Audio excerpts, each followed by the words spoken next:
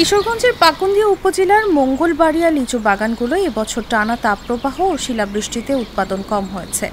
ফলে এবার আশানুরূপ মুনাফার দেখা মিলবে না বলে শঙ্কা বাগান মালিকদের।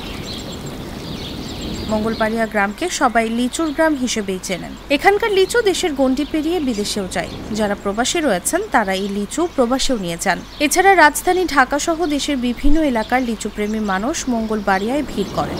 এবারে আবহাওয়া অনুকূল না থাকায় এই অবস্থা হয়েছে, তা আল্লাহর ইচ্ছে কিছু করে নাই। তারপরেও এবারে ভালো মুকুল আসছিল, সঠিক টাইমে কৃষি মাঠ কর্মী আমাদের পরামর্শ মতো আমরা ওষুধ দিয়েছি, সেচ দিয়েছি, কিন্তু তাপমাত্রা বেশি হওয়াতে এবারে লিচুর ফলন কম হয়েছে। এই বছর লিচু নাই বলতেই চলে, তবে আলহামদুলিল্লাহ আমার বাগানে লিচু আছে, যথেষ্ট পরিমাণ লিচু আছে।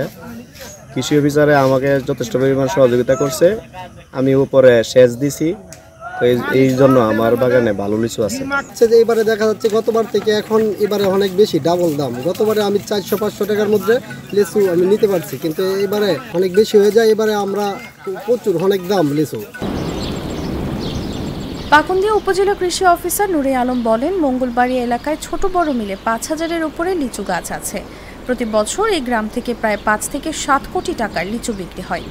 এবার তীব্র তাপপ্রবাহের কারণে ফলন একেবারেই কম।